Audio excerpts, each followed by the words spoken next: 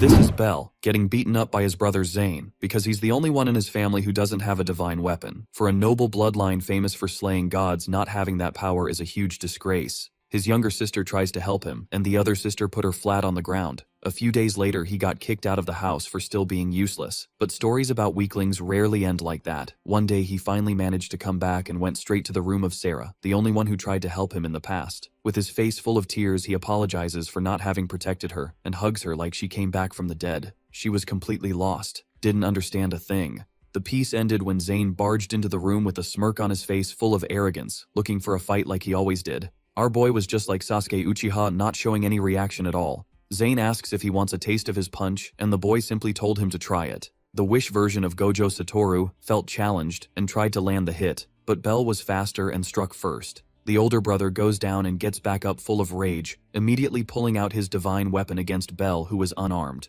Out of nowhere, the protagonist summons a sheath with a bizarre energy coming off it. Zane doesn't care because it's rank E, and he has an ultra-rare weapon. He charges in without any fear, and the unthinkable happens. Using only the sheath, Bell unleashes a sinister magic and summons a blade that cuts Zane's divine weapon clean in half. The tough guy stood there in shock, not understanding where the blade came from if the sheath was empty. Scared out of his mind, he tries to run. Right then, our protagonist draws a revolver and fires a shot that grazes right past his brother's face. Zane looks back terrified and confused, with no idea where all that firepower came from. What are you aiming at? Shaking in his boots, he sees the damage from the shot and bolts out toward his father, Duke Galleon, known as the Sword King. Zane makes his father go after Bell, accusing his brother of making a deal with the devil. Sarah was still in the room in shock, watching her brother turn into a completely different person. Shortly after, the troublemaker comes back with backup, warning that Bell was done for. Galleon walks up to the boy and says he broke the rules of the house. The two stare each other down in a tense and heavy atmosphere. The Sword King starts releasing his aura, trying to intimidate the kid, but Bell didn't even blink. The old man draws his sword and asks if he isn't afraid to die. Our boy of few words simply releases his magic, and the kid who used to have nothing now shows off multiple divine weapons. The old man saw it and froze on the spot, trying to figure out how his useless son got his hands on the weapons of the greatest warriors. On the day he was kicked out, Bell gathered what little money he had left and blew it all on weapons. After all, normal attacks were useless against knights with divine weapons. The solution was to buy one weapon of every type that existed and learn to use the whole arsenal. Whenever a monster crossed his path, he wiped the floor with it no problem. It was around that time that a hooded guy appeared out of nowhere after a fight. The weirdo said something strange about trusting a boy with the talent to become a hero, fired a blue light and left something stuck in the ground. Bell went straight for it thinking it was a sword, but to his surprise, it was just a sheath. It was the divine sheath of Avalon, a legendary artifact that held the weapons of the 5 greatest warriors. Bell spent years training hard, until he reached the level of going toe-to-toe with a dragon and proving he had mastered Avalon 100%. In the middle of the fight, he summoned the Shield of Achilles, tanking the attack with ease. With the Stormhammer, he took down the dragon in a single blow. Perfect! Now that he had full control of Avalon's power, he decided to go back to the city and rescue his sister. 5 years after being kicked out, Bell was back. Arriving at the family's lands, everything was on fire. A civil war had broken out and left the entire castle in ruins. He ran into the castle in a panic and saw the giant door slightly open. When he walked through, he saw the girl's body covered in blood. It was Sarah. He grabbed her in panic because she wasn't responding. Bell let out that gut-wrenching scream of someone who trained for years only to arrive too late in the end. Then a burst of energy tore through his chest. There was still someone in the room, with a mana so powerful it couldn't belong to anyone below S rank. The guy recognized Bell and warned that he'd be seeing his sister soon. Bell connected the dots. This was Sarah's killer. Before he could do anything, his chest was pierced again and everything went dark. Bell staring at his own hands in confusion because he was sure he had been killed. Seeing the priest in front of him and the church's stained glass all around, he realized he had lived this moment before. It was the ceremony from years ago. That's when it clicked. Avalon had the power to go back in time. In his first life, it took years to find the sheath and he only mastered it after a lot of grinding. Now the artifact was already in his hands from the very start, and with 5 overpowered weapons, the game was about to change. Back in the past, the first thing he did was run straight to Sarah. After crying with her dead in his arms, seeing his sister alive shattered the boy's heart. And then, as you already know, he beat the living daylights out of his brother Zane, and the old man found out he had legendary weapons. From that point on, the former useless son became the family's new favorite. Once the doors shut, Bell finally relaxed. The Duke's pressure had been crushing. He just had to keep getting stronger, though having a child's body made that harder. He needed to hit D rank fast, and to do that, he had to hunt monsters and absorb more mana. So he headed for the nearest forest, planning to kill some orcs. But an orc was already down, its head lying apart from its body. Something else had been slaughtering everything in the forest. The monsters there never stood a chance. A far more dangerous beast was hunting them instead. Its roar shook the forest and warned everything nearby who ruled that place. For Bell, that forest brought back old memories. After being cast out in his past life, he had trained there for a while. Still, something felt off. He'd been walking for some time and hadn't seen a single monster. Then something watched him from the bushes.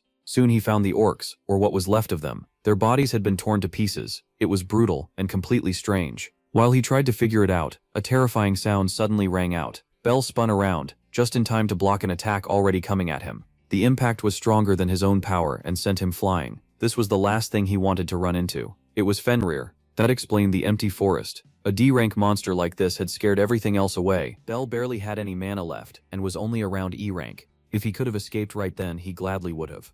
But one look into the beast's eyes told him running meant instant death. He had to stay sharp unless he wanted to end up as dog food. The next move caught him off guard. The monster was even faster than he expected. He barely managed to throw himself aside and avoid the strike. At once he summoned the fire-spinning pistol. He fired several rounds at the beast, but it dodged every shot. Now he was in serious trouble. His mana was too low, so the bullets weren't fast enough. The gun was useless. He needed another plan. Drawing his sword, Bell rushed in, while the beast came at him with deadly claws. He slipped past the strike and found a small opening. Bell attacked, but Fenrir dodged that too, something he hadn't expected. Now he had to rethink everything. This fight could kill him. At full power, he would have crushed this mutt already. Instead, the furious wolf charged again. Bell knew he couldn't beat that speed, so he braced himself and tried to block. Even then he still took damage. He was getting cornered, and little by little, the beast was overwhelming him. It pressed in, ready to make him its next meal. But Bell had only just been reborn. He refused to die again this soon. He had to call out Achilles' shield. With that, he could defend and strike back. Still, the creature's agility was insane, and it hit him from the side. Bell crashed down and lost hold of the shield. At this rate, the fight was over. He'd end up as that savage dog's dinner. Everything he'd tried so far had failed. Even the hammer would be hard to use. The beast was too fast. That left only one weapon. With no better choice, he used it at once. The beast lunged in to finish him. Bell shut his eyes and focused. Right before the blow landed, he called Aegis, but the attack had already been launched. Then, strangely, nothing happened. A gauntlet wrapped in dark energy had appeared on his hand. He never wanted to use it, but it was better than dying twice. Fenrir came again, moving even faster than before. Too bad the fight was already decided. Bell had become much faster too. With the hammer in hand, he suddenly appeared above the beast. Now it couldn't keep up with him, and the hammer was ready to crush its skull. One clean, brutal hit slammed into the creature. It screamed in pain, its teeth breaking out of place. Aegis was the gauntlet of darkness. It boosted the user's physical power, but it also filled their mind with a voice telling them to destroy. The wolf was still alive, and even angrier. Meanwhile, Bell only grew stronger with each passing moment, and the urge to kill kept rising too. He waited eagerly for the next charge, then slipped past every attack. Now the wolf was the one at a disadvantage, and Bell was clearly starting to enjoy himself. Before long, the wolf was dead. Bell was relieved to end it fast. That weapon couldn't be removed during battle, and the longer it stayed on, the deeper it dragged its user into darkness. Now he needed to figure out why a Fenrir was in that forest. While thinking it over, he noticed something odd about the hammer. It was fully charged with energy. By killing Fenrir, he had gained its traits. Beating strong monsters was far better than farming weak ones. He couldn't wait to test it. Later in the castle garden, Sarah spent the afternoon making something under a tree. At last, her flower crown was done. She hoped Belle would like it, but then someone yanked it from her hands. The girl mocked it as ugly, saying that suited the filthy girl who made it. That nasty girl was Jessica. She asked Spencer what he thought. The strange-looking boy agreed right away. He was only there to follow Jessica's lead. Jessica tossed the flower crown up, and Spencer shredded it with his whip. Sarah hated it, but she couldn't do anything. Jessica was bored and wanted entertainment. With her weapon in hand, she told Sarah to come with her. It was time to practice her aim. She fired at the girl, and Sarah froze in fear. Then Belle stepped in and blocked the shot with his sheath, saying he'd play with Jessica instead. Sarah was stunned. She hadn't even noticed him arrive. Belle added that he wanted a reason to test his divine armament anyway. Jessica had no idea what she was seeing. To her, no mutt had the right to stand in her way. Belle focused on calming Sarah first, promising she was safe now. Then he turned to deal with the spoiled brat in front of him. Spencer stepped up, trying to look threatening. Belle already knew he was basically Jessica's servant, so he faced him proudly as the Duke's son. But Spencer refused to respect a concubine's child. That annoyed Belle. while Jessica mocked him for acting confident after only beating Zane by luck. They were sure Zane had just let his guard down, and since Belle used only a sheath, they took him for the weakest one there. Belle closed his eyes and told her to watch closely. She'd soon learn whether this was luck or skill. Jessica hadn't been ready for that answer. Uneasy now, she ordered Spencer to crush that trash at once, and he was more than happy to do it. Every place his whip touched turned to ice. Belle wasn't impressed. Spencer was a D-rank paladin, and his divine armament was an ice whip. On paper he was much stronger than Belle, who was only E rank, but Belle was still Belle. Spencer bragged that he'd freeze Belle's legs first, then his arms and body until he couldn't move, and finish by smashing his face with the whip. Belle cut him off, basically reminding him he was just a side character. Spencer snapped back, warning him not to look down on him. Then he swung, ready to turn Belle into an ice pop. Belle dodged it with ease. Jessica couldn't believe it. Spencer might be decent for a D-rank paladin, but to Belle, he was still nothing special. After all the training Belle had done in his past life, this felt like a kid's game. Sarah was amazed too. Her brother looked like he was dancing. Spencer, on the other hand, got more annoyed and said Belle did nothing but run. So Belle decided to prove he wasn't running. From here on, he said, he wouldn't dodge at all. That confidence shocked everyone. Belle wanted to see if the loudmouth could really back up his words. Spencer took the bait and rushed in. This time he swore he'd freeze Belle solid. The whip lashed out while Belle stood there with his arms spread. It struck him again and again and Sarah panicked. Then the ice finally spread. His arms and legs were frozen in place. Once Belle couldn't move, Spencer got ready to go for his face. Belle calmly asked if that was really all he could do, because if so, it was his turn. Those words made Spencer pause. Belle instantly called for Ragnarok. The sheath at his waist began to glow, and a gun appeared in his hand. Spencer couldn't believe Belle had a second divine weapon. Belle poured out his mana to break the ice, and flames started rising from the gun. In the next moment, he was free again. Jessica was stunned. 2 divine armaments were shocking enough, but using both this well made even less sense. Now it was time to punish their arrogance. Belle fired blazing shots at Spencer, who instantly realized he was in danger. He tried to protect himself with his ice whip, covering his body in a layer of frost, thinking it would stop the flames. Belle knew better. The fire kept coming, and the bullet tore straight through the ice. Spencer could only watch in horror. The shot slammed into his chest with crushing force.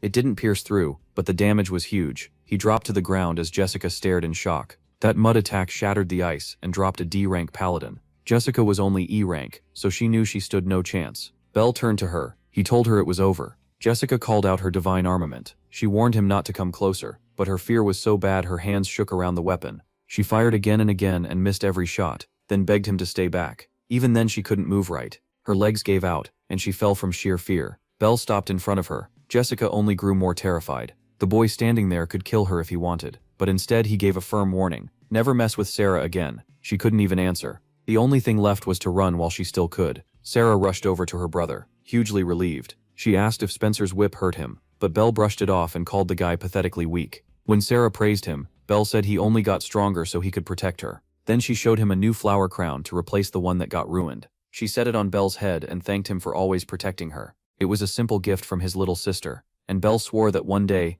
the whole country would honor her kind heart. The problem was the people who looked down on children of concubines, so proving himself wouldn't be easy. He needed real respect, and to get it, there was something he had to do right away. Outside the palace, the Duke stood in silent meditation with his sword in hand. His focus was incredible. After a while, he made a few clean swings and sliced through falling leaves. Only then did he notice Belle had come to see him. He asked what the boy wanted. Belle said he came to ask for permission. Curious, the Duke asked permission for what? Before answering, Belle dropped to one knee. That level of respect caught the Duke's attention. Belle asked to take the C-rank admission exam. The request clearly interested the Duke. Belle said he wanted to serve the king under his house. His family had duties to the royal family, like escort work and hunting monsters, and doing that was the fastest way to raise his standing in the family. By clearing hard missions, he could earn real recognition, and to get the best jobs, he needed to pass this exam. The Duke saw that the boy's goals were serious, but said it was still too soon. Belle should become a proper paladin first, before thinking about C-rank. Right now, he was only F-rank, and had just gotten his divine ornament.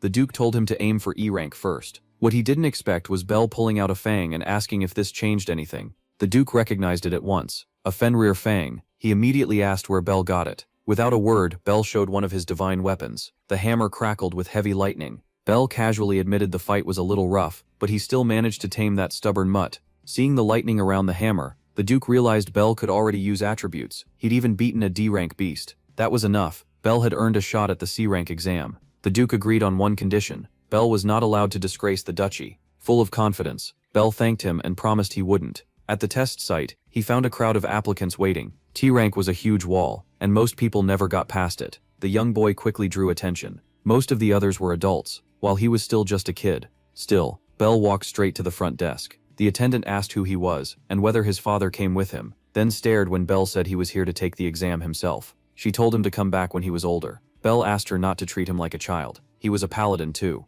While they were talking, someone walked up to him and told him to quit pretending. A little kid had no place here and should leave. Bell had no clue what this guy's issue was, but he already looked annoying. The others knew exactly who he was. His name was Lennox, and his wind sword unleashed 8 slashes with every swing. It was a flashy power, and he already had plenty of fans. Lennox sneered that if the kid wanted to take the exam, he should at least be as good as him. Bell didn't even know this guy was supposed to be famous, while Lennox doubted he even had a divine ornament. Bell touched the sheath at his waist and said it was right there. Seeing only a sheath, Lennox burst out laughing and said no one could fight with junk like that. The others joined in, mocking Bell's ornament and acting glad they weren't that pathetic. Lennox said he didn't care if some clueless brat wanted to get himself killed, but it annoyed him that Bell taking the exam made it seem like they were equals. As he walked off, he told the little trash to go back to his mother's lap. Once that was over, Bell told the clerk to sign him up. She asked if he was really sure, but he didn't hesitate. To enter, he needed a recommendation from a B-rank knight or higher, plus at least D-rank status. With a proper letter, the issue could be settled. She still thought no one would recommend a child, but when she read it, she saw it was from the Duke of Catastrophe himself. That was when she realized the child in front of her was the Duke's son. Soon, all the applicants gathered in the arena for the exam. The instructor began explaining the rules. First, they'd be sent into a dungeon with a teleport stone. They had 5 hours to return with a jewel of light, and only 3 existed inside. Anyone who brought one back would pass. Lennox was sure one of those spots belonged to him. The other applicants looked nervous, and Bell was honestly embarrassed for him. After the explanation, the instructor asked if everyone was ready. The group answered with confidence, and the exam began at once. Then it was Bell's turn to enter through the teleport stone. The room lit up, and in the next instant he was somewhere else. A moment later, he was inside the dungeon cave. Everyone had been scattered to different spots on the first floor, so Bell had to choose a path. The dungeon was big, but he had more than enough time. Since he was here anyway, he planned to make the most of it. There were plenty of monsters inside, and the more he killed, the more mana he could build. Right away, he gripped his weapon and decided to hunt everything in the dungeon. Elsewhere, the other candidates were already having a rough time with the monsters. They were stronger than expected. Those lizards had vicious eyes and were more than enough to scare weak fighters. Lennox couldn't understand why everyone else was struggling with such easy prey. He cut them down with a smug grin, acting like it took no effort at all. The others watched in admiration, and he kept tearing through monster after monster. Drunk on his own hype, he bragged that he wasn't average like the rest. He even complained the test was boring. The weaker applicants gladly followed him for safety, and Lennox told them they were lucky to witness his talent up close, because people like them were only good for tagging along. After searching the dungeon for a while, the group found a huge door that had to be the final room. Lennox hoped it would finally be entertaining. Instead, they found several D-rank monsters, with the jewels sitting on an altar at the back. One of the beasts started moving toward them. Lennox stepped up, sure he could cut it apart, and unleashed a storm of slashes. But the monster's body was so tough it took no damage at all. Then it struck back. For the first time in the dungeon, Lennox was on the defensive. The hit knocked him off balance, and he was stunned that his attacks had done nothing. The others could hardly believe it either. Then they panicked, because the rest of the monsters turned toward them. The guy from Clava had to fight fast just to stay alive. He landed a solid hit on one of them, and learned right away that normal physical attacks were useless. At the same time, the woman was barely holding on against a flying monster. That thing could launch feathers like blades without getting close. Lennox finally understood how brutal this last stage really was. Each monster seemed built to resist someone's divine power, and against that stitched creature, he was completely helpless. Frozen with fear, he shut his eyes and waited for the end. But before the monster could hit him, it was destroyed. He opened his eyes in shock. Bell was relieved. If he'd shown up a little later, things would have ended badly. He'd been having plenty of fun hunting, but Lennox recognized him at once. It was that little piece of trash from earlier. Another monster that resisted physical attacks came straight at Bell, so he switched tactics. For this enemy, the sword was the right choice. Lennox was stunned to see Bell's divine armament transform. Bell cut the creature down in one blow. Next he turned to the one in the air. He had the perfect weapon for that too, one that could fire again and again. He filled the flying monster with bullets and dropped it on the spot. The others could only stare. Somehow, the boy with the useless sheath was the strongest one there. Lennox couldn't understand how Bell had more than one divine armament, let alone used each of them so well. There wasn't much time, so Bell had to clear out the remaining monsters fast. From the side, the arrogant knight could only stare. He couldn't believe a kid was this good. Still unfazed, Bell kept cutting the monsters down. Once the room was safe, all he had left to do was take one of the jewels. He walked up to the altar and grabbed it. The other two rushed over and instantly started praising him, which only annoyed Bell. A second later, they showed their true colors and started trashing the man they had just been admiring. To them, Lennox was worthless next to Bell, and they claimed they had been wrong to look up to him. That whole fight had completely crushed Lennox's pride. Meanwhile, the other two assumed they'd just take the last two jewels for themselves. Bell didn't answer. He simply called out his hammer. He already had the jewel he needed to pass, and now he was about to do something he found much more fun. With one heavy swing, he smashed the altar. The two shameless followers froze in disbelief. They shouted, asking what he had done, then realized the other jewels were gone. Holding up the only one left, Bell told them that if they wanted it, they could try taking it from him. He went on to call them useless parasites who lived off other people's talent, the kind of people who throw someone away the second they stop being useful to them. In Bell's eyes, people like that had no right to call themselves knights. Getting dressed down by a child wrecked what little pride they had left. After that, Bell walked out and left them behind. Lennox actually seemed to take the lesson to heart. He admitted his arrogance, accepted his weakness and thanked Bell, but swore he wouldn't stay like this forever. Bell was surprised by that honesty, and by the fire still left in him, then agreed they would meet again someday. Outside, Bell celebrated. He had finally become a C-rank knight, and all the monsters he defeated had boosted his mana a lot. Now he only needed to earn respect in his own house, so he could protect his sister. With that in mind, he headed back to the Duke's residence to share the news. But when he arrived, the Duke was busy with an important meeting. The knights were talking about a group planning to overthrow the Meldia family. 3 B-rank paladins were moving toward their territory, and the Duke's house had been ordered to take them out. Apparently, another noble family had already suffered because of them. There were even rumors those paladins used forbidden magic on their weapons. Now the B-rank paladins understood why they had been called in. The Duke made it clear they couldn't let karma keep operating, so they had to wipe them out at once. One knight then noticed someone was missing. Jin still wasn't there. Just then, a young man set a book on the table and asked what the meeting was about. Everyone immediately turned toward him. He calmly said there was nothing to discuss. He, the future Duke, had already destroyed that organization himself. Elsewhere, a maid brought a meal to her lady, letting her know the food was ready. Sarah moved to sit at the table and politely thanked the maid for her work. The woman left without caring much about the thanks. Sarah looked deeply unhappy. She stared at the food with no interest at all. Then Bell came in and announced himself. He looked thrilled to see her, and Sarah lit up right away. She said she had been worried because she didn't know where he'd gone. Bell explained he had something important to do, and brought her gifts too. On the table he laid out a full meal. Sarah was especially happy to see the apple pie, and hoped they could eat it together. But Belle couldn't just enjoy the moment. This was the same poor food she always got. All because even the servants looked down on the children of concubines. That only made him more determined to improve her life as soon as possible. Back in the meeting room, the discussion was still going on. The Duke was impressed that one of his sons had defeated Karma alone. To him that meant Jin had probably already reached A rank. As expected, his eldest son was on a completely different level. Jin then took a seat at the table and asked if his father had anything else to say. The Duke did. The king had given their family another mission. They were to escort Princess Rilke Schertevelaine. She would be passing near the duchy, and they had to make sure she reached her destination safely. One knight questioned whether the royal guard wasn't enough. Another pointed out that the royal family still shouldn't know Karma was no longer a threat, so the safest path would be through Ricotta. While they discussed it, someone else stepped into the hall. Bell asked them to wait before deciding. That instantly drew everyone's attention. The knights recognized him at once. It was Bell. The Duke couldn't hide how pleased he was with his son's talent. So the exam was already done. Bell showed his certificate and confirmed he was now C rank. Reaching that rank at his age was amazing. The Duke then asked why he had interrupted the meeting. Bell said he wanted to propose a different route for the escort mission. One of the knights was shocked that a child had anything to add. Bell explained that the Ricotta route had no monsters, which was exactly why bandits filled the area, and the trip would take 3 days. A different path would be better. One knight warned that area was extremely dangerous, but Bell knew the monsters there well. Most were chimeras and dark horrors. Since both hunt at night, traveling by day would be far safer. It would also cut the trip down to just 1 day. The knight had to admit Bell had a point. After hearing him out, the Duke saw that Bell was confident and knew monsters very well. Now all that mattered was the final decision, because Bell wanted the job himself, and said he could protect the princess. That made the Duke pause and think. Then Jin finally joined in, and the whole room turned tense. He demanded to know why this mutt was speaking in front of them. His pressure was so overwhelming that even the others stiffened in fear.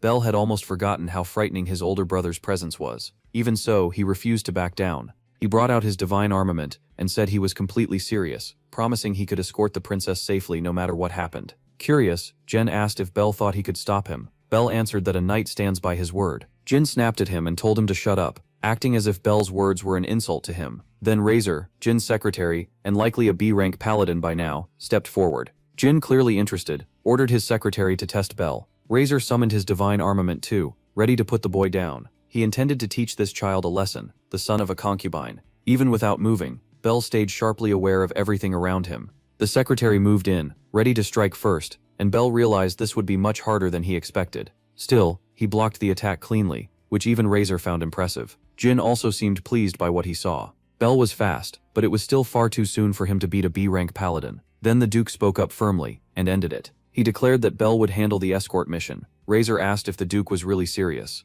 But with karma already gone thanks to Jin, the Duke said this would make a fine first mission for Belle. Belle bowed and thanked him, promising he wouldn't fail. Jin kept watching the boy closely, wearing a dark smile that suggested something else was on his mind. Belle's next stop was the royal palace. It was his first time there, and he headed straight for the gate to enter. The guard stopped him at once and said he couldn't just walk in. Belle introduced himself, showed his paladin certificate, and explained he had been assigned to escort the princess. They struggled to believe a kid that young was already C-rank. Once they confirmed who he was, they let him through. Even then, the guards still doubted he could protect her highness, but Belle stayed completely focused. At last, the princess's carriage arrived. She took one look at him and called her bodyguard cute. Then she apologized and said she probably wouldn't need his help. Elsewhere, a man on a throne asked whether the princess had already left. His servant replied that she should already be on the road. Along with several guards, the Duke's son was also part of her escort. The man had heard that son was Belle, and that he was still just a child. Figuring the boy must be gifted, he told his servant to stay careful, and use the secret weapon if necessary. The servant revealed blades hidden in his hands and said that wouldn't be needed. His specialty was killing people before they even noticed him. Meanwhile, the carriage kept moving. Inside were the princess, Belle, and the guards. The mission sounded simple, but it mattered a lot, and finishing it was key to helping his sister. There was just one problem. Belle felt completely out of place. It was clear he wasn't welcome. Trying not to sound rude, he asked why the princess had said she wouldn't need him. She paused before answering that she didn't like relying on other people. She had her own divine armament, and wasn't as helpless as everyone thought. Belle quickly realized she was even more prideful than he'd expected. The princess turned her gaze back outside. The city carried on as normal. For some reason that stirred something in her. She watched with real excitement, and Belle liked seeing that side of her. Still, his attention made her uneasy. He apologized and said she reminded him a lot of his sister, who would probably react the exact same way to all of this. The princess asked if he and his sister were close, and Belle said they were. They played together all the time. Since Sarah was still little, their games were simple things. The princess admitted she had many siblings, but she couldn't trust any of them. Belle guessed it was because of fights over succession, and felt sorry for her. He told her his own home wasn't much different. Belle said his siblings bully them for being born to a concubine, and with his mother gone, no one is left to protect them. That caught the princess's attention. Belle told her she probably understood that feeling too, and if she wanted, she could talk to him. She shut that down right away. She refused to rely on anyone, especially him. Then she snapped that he knew nothing about her life, and acting like he did was rude. Meanwhile, outside the city walls, someone was watching the road. By nightfall, they reached their destination on schedule, though the trip had worn the princess out. The gates opened, and she was welcomed inside. Still, she had no idea who the young man greeting her was. He introduced himself as Peter, a knight of that kingdom, and said they were glad she had arrived. Belle recognized the name, but couldn't place it yet. He also found it odd that they were met outside the city, while the people behind the ambush got ready, and the princess's escort stayed out there. There were plenty of guards around, but Belle still felt something was off. Then a dagger flew at them. Belle knew the princess was exposed out here. He reacted at once, and used his divine armament to shield her. The princess and her guards were caught off guard.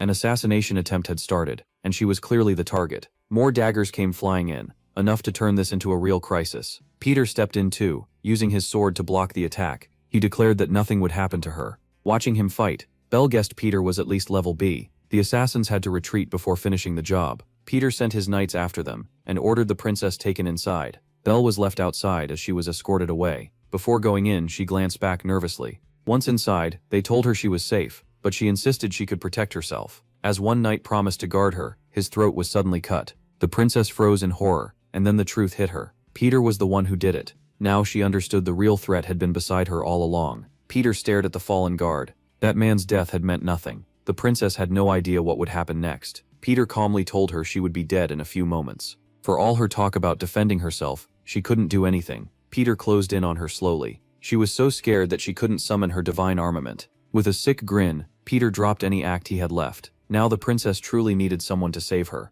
Suddenly, the window shattered, and Peter was caught off guard. One of his men was taken out, and the one who burst in was Belle, the last person either of them expected. Belle apologized for being late. He stepped in through the broken window and faced the princess. Then he told her he'd handle the rest. Peter had expected the guards outside to fall for the trap. He never thought Belle could stand against him, until Belle finally remembered exactly who he was. That was when Peter got confused. Belle called him by his real name, Von Wriggle. Peter was stunned that a child knew that secret. Belle even knew the details of his divine armament. 2 sets powered by 3 thunder dice. With it, he'd already killed several counts and even brought down a marquis. Impressed and uneasy, Peter demanded to know how Belle learned all that. In Belle's past life, he had been the one who brought Peter to justice, so he knew everything. He never expected Peter to target the princess this time, but now that he had, Belle wasn't letting him escape. Even as a child, he was making Peter nervous. Peter admitted this was getting interesting, but he still believed no kid could beat a level B paladin. For most people, that would be impossible. But against Peter,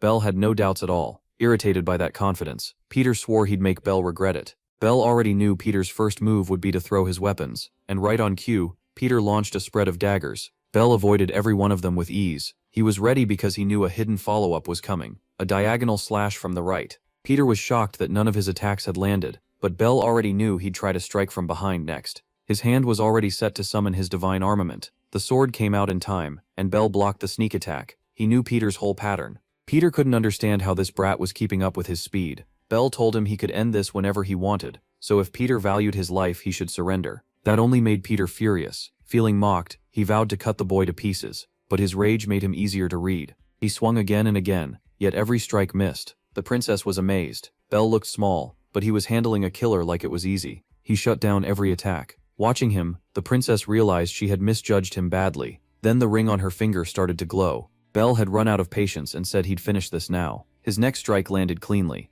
Peter was wounded and forced to rethink his approach. He realized Belle was reading all his movements. Just like his boss had warned, this kid was either unbelievably gifted or hiding something more, so Peter couldn't afford to be careless. So he decided to use his strongest trump card. Belle saw it coming. Peter was about to use his light barrier ability. Even so, Belle said it wouldn't save him. Peter took that as empty arrogance. Then he opened a small vial. Even knowing what it was, Belle tensed up. It contained the tears of the Dragon King. Peter smashed it on the ground, and the effect hit like a powerful stimulant. It was a rare item that boosted the user's mana for a short time. Peter sneered that Belle would regret letting his guard down. He threw his daggers again, but this time they were far stronger. Belle had to be careful, because blades now surrounded him. They hung in the air, sealing him in from every side. Peter thought victory was finally his because Belle had been trapped inside a barrier of light. The force even lifted Belle into the air. The princess watched in alarm. Belle used his shield and tried to break free. He poured its power into smashing the barrier, but the wind it made still wasn't enough. Peter hadn't finished yet. His daggers glowed brighter, crackling with electricity. Energy spread through the whole barrier, and Belle convulsed inside it. Peter said he'd end this quickly. Half conscious, Belle realized he couldn't lose here. Then arrows suddenly flew across the room, striking the daggers. That shattered the barrier completely. Only then did Peter understand what had happened. The princess had finally summoned her divine armament. Belle was risking his life for her, and she refused to stay frozen in fear any longer. Her interference only made Peter angrier. He rushed at her to finish the job. The princess froze again, but Belle only needed that little bit of help. At last, Peter realized he was in trouble. Belle hit him with a deep, clean strike. It was enough to put him down. Belle had won. Peter collapsed and didn't move again. After catching his breath, Belle asked if the princess was hurt. She looked at him sadly, but said nothing. Instead, she walked over to him. Touching his face, she pointed out that he was the only one in the room who had been injured. She apologized, saying he had been dragged into her succession struggle. Belle told her it was fine, and that she really was as strong as she claimed. She answered that she wasn't as strong as her bodyguard.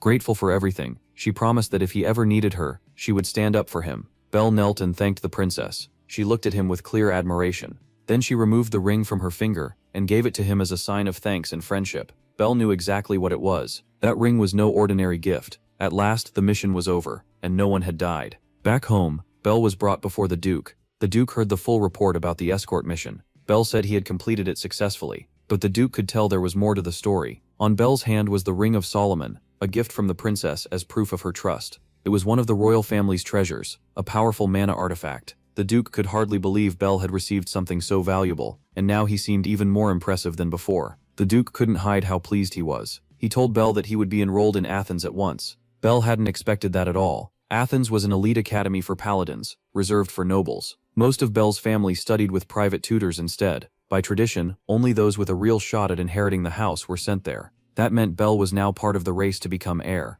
The Duke ordered him to keep training until he received word about the start of classes. But Bell still had something to say, and his father asked what it was. Bell stood firm before him. He had a request to make. Then the doors opened, and Bell was already outside the hall with his sister, who was thrilled. She couldn't believe this was really her new room. Even the bed was far more comfortable now. The Duke approved it himself. He wanted them moved into the main house so others would treat them with more respect. His sister could barely contain her excitement. Then she noticed his hand looked different. There was a small cut on it. He told her he got hurt during his last mission. That made her worry a little. Still, it didn't last long. They went back to playing, and that lifted his mood too. From now on, Syra would be safe and cared for. Now he had to think about his own future. In 5 years, a disaster would come. His sister could be in danger again, so he needed answers, and he had to find whoever caused it. To do that, he had to become his family's heir. Later, one of Jin's servants came to report something, and waited for permission to speak. Jin didn't even look up from his painting. Still focused, he listened as the servant reported that the illegitimate brother would be sent to Athena Academy.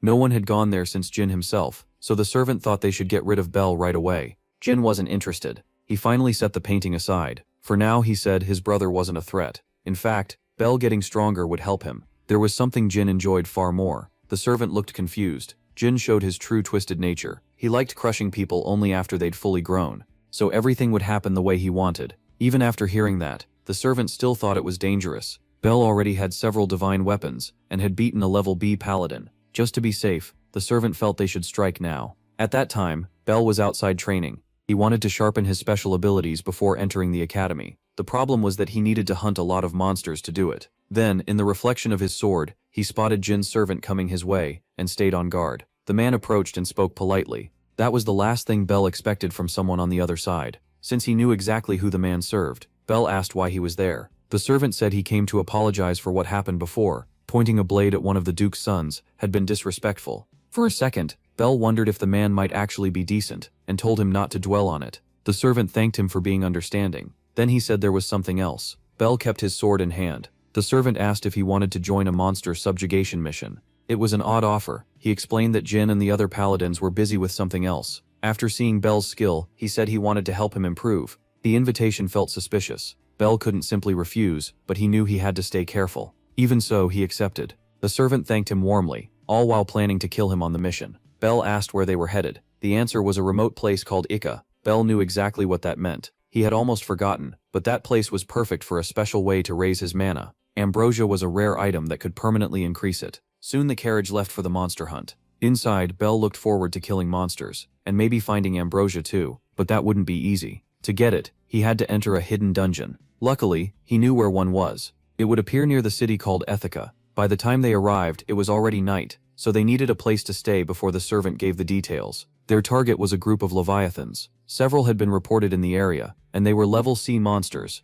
Since it was late, they would begin at dawn, after getting some rest. Bell said he was heading to his room. As he went upstairs, the servant watched him. The man thought Bell was a fool who had no idea what was coming. He planned to make the death look like an accident. No matter how gifted Bell was, he was only level C, easy prey. Once inside his room, Bell figured Razor was probably already asleep. He summoned his shield, then used wind magic on it through the window. The artifact turned into a flying platform, and he headed for the hidden dungeon in the monster forest. He and his master had found it long ago, and no one else knew where it was. At last he landed. The shield vanished and Bell spotted a small entrance. Thinking he'd found the dungeon, he went inside. Before long, he found a huge gate. That was exactly what he wanted. Hidden dungeons are ranked by color, and blue means level A, green means level B, and clearing one gives ambrosia that matches the dungeon's rank. It would help a lot, so Bell got ready to enter. First, he had to defeat the boss. In his past life, he had faced this dungeon at only level D, even though his master warned him it was too soon.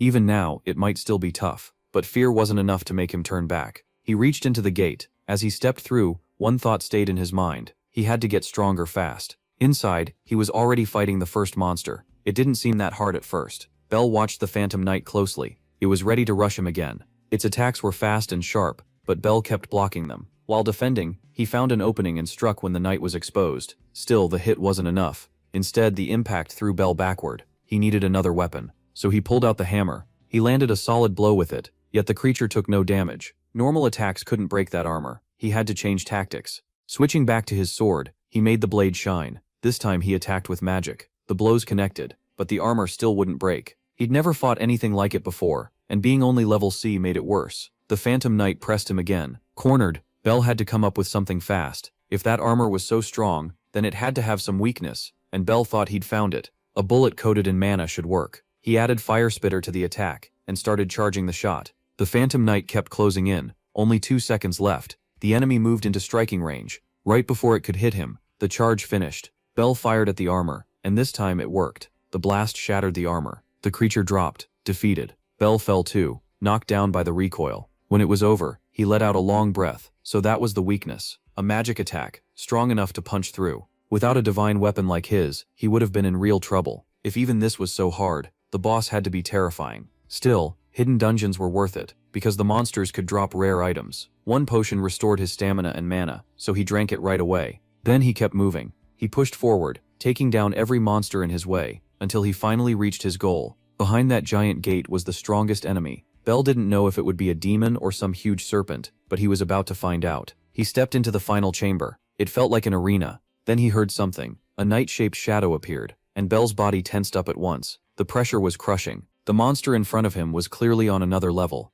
Its eyes glowed a bright, bloody red. The knight slowly came closer. This had to be the dungeon boss. Bell braced himself and stayed fully alert. The Phantom Knight glanced at its sword, then moved it in one sharp motion. The attack was starting. Bell had only an instant to react, or the fight would end right there. What came next was devastating. Bell managed to open some distance, but he still had to dodge blow after blow. One clean hit would kill him. The creature turned on him again, forcing him to jump away. That gave him the opening to summon his sword. Now he could fight back. He found a gap and slashed the Phantom Knight across the back, but the armor was even tougher than he expected. Breaking through it wouldn't be easy. There was no time to think. He focused on dodging and went back to the one plan that had worked before. Fire Spitter was still his best option. This time, he would charge it longer, 5 full seconds. He just needed a little more time. The moment it was ready, he fired at the Phantom Knight, hoping this would end it. The blast flew straight at the target and hit cleanly, but to Bell's shock, it did nothing. Then he spotted a strange mark on the knight's chest. Its magic resistance was absurd. Bell was cornered again, surviving only because he was quick enough to keep dodging. Needing more protection, he brought out his shield too. It let him block one direct hit, but the force behind it was terrifying. His hands shook as he noticed something change. The Phantom Knight had switched patterns. This time the attack came from above, a killing blow. Bell had to move immediately. The Black Knight's sword smashed into the ground and shattered the arena floor. Dust exploded everywhere, and the monster lost sight of him. A moment later, Bell appeared again much farther away. He didn't have enough mana to break that armor. Then he noticed the dust was hiding his enemy, until a glow started to form. A chill ran through him. The creature had thrown its sword straight at him. Bell raised his shield just in time to avoid getting killed. The blade bounced away across the arena. Then he realized that attack wasn't the end of it. The throw was just a fake. The real hit came from behind. He had no way to stop it. The blow slammed into him, and pain tore through his body. Bell crashed to the ground at the monster's feet. Still not done, it tried to crush him under its foot. Even worn out, Bell barely dodged again.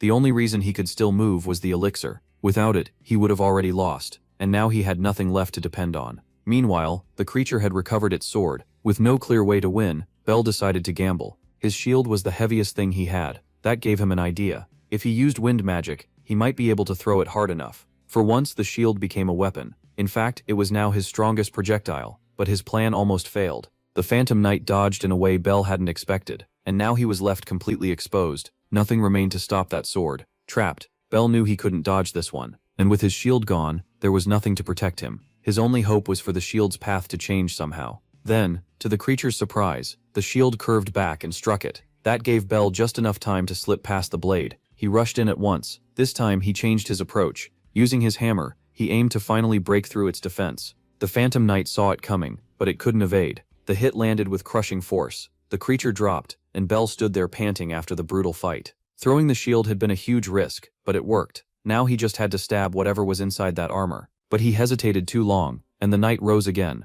The fight wasn't over yet. Suddenly the armor plates started to fall away, revealing the creature's real form, something Bell still didn't understand. Then the monster reached for a latch on its sword guard, and pulled out what looked like another weapon. It was actually a lock. Its sword had still been sheathed, only now was its true weapon revealed. Bell had never seen anything like it, and now he had an even worse enemy in front of him. The creature suddenly became much faster, and Bell could barely keep up before getting hurled into the wall. Pain ripped through his whole body. When he hit the ground, he felt like he couldn't fight anymore. Still, the creature kept closing in. His senses were fading, and the boss moved in to finish him. Even with almost no strength left, Bell forced himself up. He knew if he stayed down, he would die there. Barely lifting his head, he saw a slash coming at him. But the attack was stopped. He had used the gauntlet. At last, the creature's luck ran out. The monster couldn't understand it. Bell looked spent, yet he also summoned his sword. For the first time, he pushed the enemy back. Now the real battle began. They traded blow after blow. Both had gotten faster, and the fight spread across the whole arena. Without the armor, the monster was actually stronger, but even that wasn't enough against Bell. With the gauntlet's power, he believed he could end it now. Then the mark on the monster changed color and glowed bright red. Bell swung, but his sword cut through an afterimage. He instantly knew he'd missed, and barely got his guard up in time to block the counterattack. That color change had made the creature even faster, and Bell was under pressure again. Still, he hadn't lost yet, and to win, he needed more power. But the more power he drew in, the more dangerous it became. That strength was addictive. A twisted figure appeared in his mind, and Bell understood the truth. The gauntlet was cursed. To gain its full power, he had to offer his soul, and he was close to accepting. A dark aura wrapped around him, and he started losing control. It felt like he himself was disappearing. The entity whispered that he needed power now. All his pain came from being too weak. That weakness was why others had always crushed him, and why he had even lost his life. It told him he should be tired of weakness by now, and that it was time to take what he wanted by force. Little by little, Bell slipped further away. Seeing the opening, the creature moved in to kill him, but Bell's power had already changed. Their blades met as equals, and the clash sent out a fierce shockwave. At that moment, only one thing drove him, a hunger to destroy. He didn't even care about winning anymore. He just wanted to break everything. The creature was first. After that, he would destroy anything else in his path. But right before he lost himself, Bell remembered his sister. That thought brought back a spark of reason. He was still fighting that powerful creature, but he knew he couldn't pay this price. His sister was still waiting for him. He wasn't fighting to kill. He wanted power for one reason only, to protect his sister. That thought let him take control of himself again. Now it was time to take down the creature and claim its power. Aegis was unbelievably strong. Bell drove the dungeon boss back with ease. The entity tempted him again, offering even more power if he would just hand over his soul. Even while struggling inside, Bell chose to keep fighting, and the creature charged at him too. Both launched heavy attacks, then collided in another burst of rapid combat. The creature tried to catch him off guard with a mana attack, but Bell was faster. He knocked the weapon from its hand and severed one of its arms. That ended any real chance it had left, and Bell finally found the opening he needed, cutting the creature clean in half. At last, the monster was finished, and the winner was Bell. Power still surged through him as he watched the dead creature start to fall apart. With the battle over, he could finally take off the cursed gauntlet. That enemy had pushed him to the edge, and he had nearly lost himself. He knew he had to avoid using the gauntlet whenever possible. Then a small vial appeared before him. It was what he had come for, ambrosia. If he drank it, his mana would rise to the level of a B-rank paladin, enough to use his divine armament powers. He had never seen ambrosia before, so he was nervous. Still, if he wanted a better future, he had to drink it. At first, nothing happened. Then his mana began rising fast. It was amazing. He had reached level B in an instant. Then the pain hit. It was so intense he could barely endure it. His chest throbbed, and his whole body felt like it was on fire. The sheath at his waist started glowing. Not knowing what was happening, Bell collapsed and blacked out. When he woke up, he was lying in the middle of a magic circle, still shaken. He had no idea where he was. It felt like another world. Then a man welcomed him and said he'd finally woken up. Bell realized it had been a long time since they'd last met. Even with the hood hiding his face, Bell knew who it was. There was no mistaking his master. He wasn't alone there either. One girl carried a hammer, another hidden man bore the gauntlet, and there was also a knight with a sword. All of them welcomed Bell warmly. He had never heard of anything like this before. This was the dimension of souls. Seeing his student again made the man deeply emotional, and Bell was happy too. His master's name was Regis, the one who had given him Avalon. Regis had also been the original owner of the Achilles shield. Seeing him again so suddenly meant a lot to Bell, but he was also confused. Since he had gone back in time, he didn't understand how Regis still remembered him. Regis explained that he had been watching Bell from this place, and had seen both his death and his reincarnation. That answer only made Bell more curious about where he was. Regis said this space existed inside Avalon itself, the place where the divine armaments were kept, along with the souls of all their past wielders. Bell was stunned by that. Then he asked what had happened to his master's real body. Regis said it was probably somewhere in the mountains, enjoying retirement. Avalon bonded with the souls of its users, and when Bell carried it through time, he lost his connection to it. Even so, Regis's consciousness stayed linked to his body. Bell quickly guessed that Avalon must have sent him back to the past, but Regis wasn't sure. As far as he knew, the armament couldn't do that. Bell hadn't expected even his master to be unable to explain it. Still, Regis told him he had done well protecting his sister. He praised Belle for that, and Belle felt embarrassed hearing it. Then he asked why he had been brought here. Regis was about to explain, but one of the other souls stepped forward. He complained that they were taking too long and said he wanted to talk too. His name was Riven, the wielder of the fire spitters. Regis told him he wasn't finished speaking with his student, but the man just told him to loosen up a little. He wasn't a stone golem. Belle could only watch, completely confused. He introduced himself to the sixth successor and said it was nice to meet him. The boy paused, thinking. When he tried to shake the man's hand, he realized it was just a prank. Riven was ridiculously laid back. The boy had no idea how to deal with that. Seeing his confusion only made Riven laugh more. He called the sixth successor pretty innocent,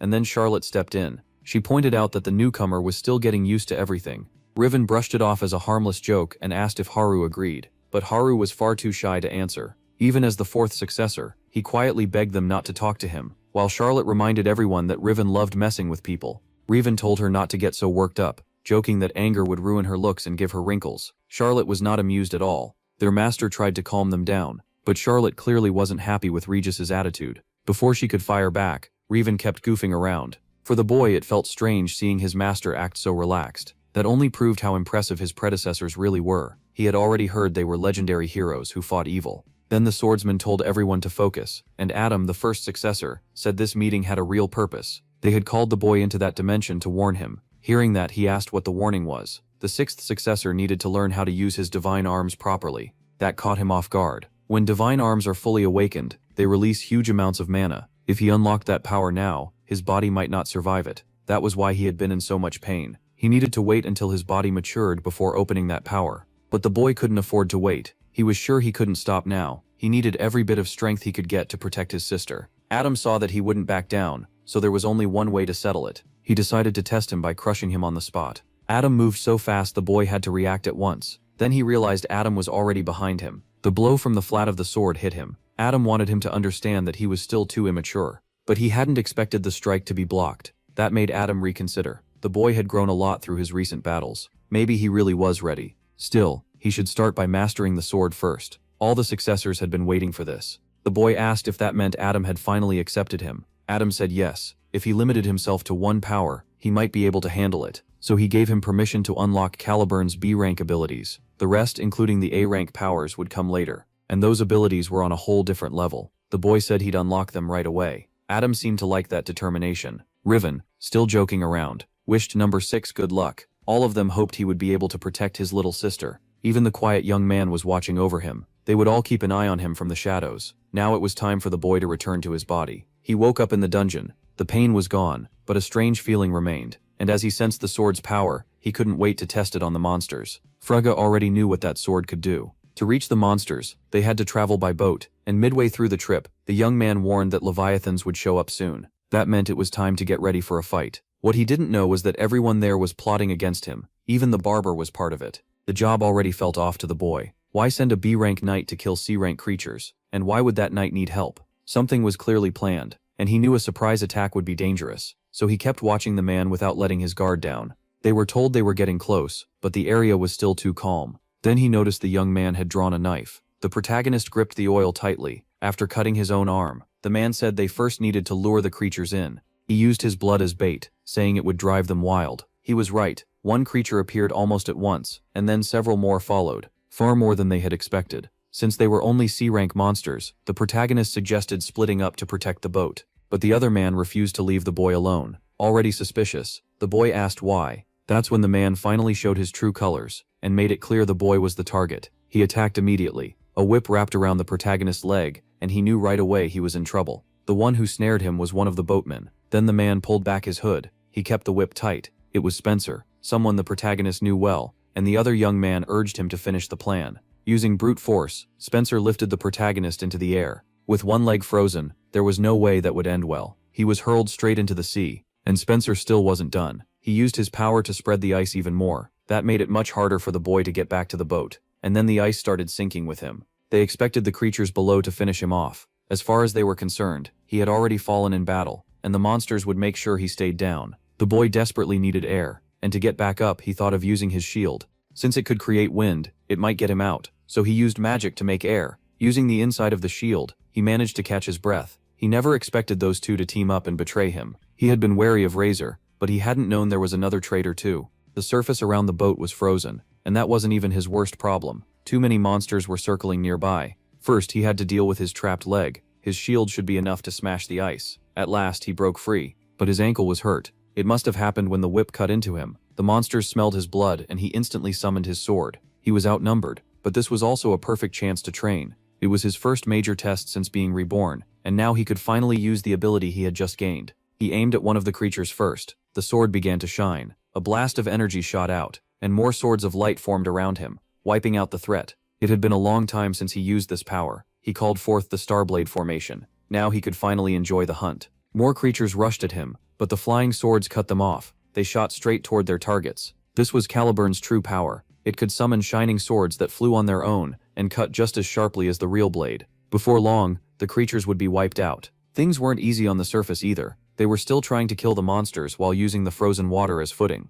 5 minutes had passed since the betrayal. By now they were sure the boy was dead. Spencer praised Razor, saying the plan had been brilliant. On top of that, Razor was cutting through the monsters with ease and said he was on a completely different level. He was glad the boy had stayed on his side, or he'd have died like the monsters. Still, he thought the kid could have been useful. Then the ice under his feet began to crack. As the crack spread, he moved in to see what was happening. Instead, he was suddenly attacked. The other young man was stunned. Something huge had happened below the water. A massive hole opened in the middle of the ice. That was very bad news. A gigantic creature rose up, ready to devour them. One of its tentacles shot out of the water. He had to move fast to avoid being grabbed. This monster was B rank, the kind that normally needed several paladins of the same rank to bring down. One mistake could cost him his life, and the creature had more than one way to attack. It launched a barrage of projectiles at him. The knight dodged them all. Now he had to deal with the tentacles closing in. He knew one wrong move could get him killed too. The faster he ended this, the better his odds of surviving. His divine armament let him pour mana into his weapons and release it through each strike. Because of how simply it worked, those blasts hit incredibly hard. He believed one clean attack would be enough to put the creature down,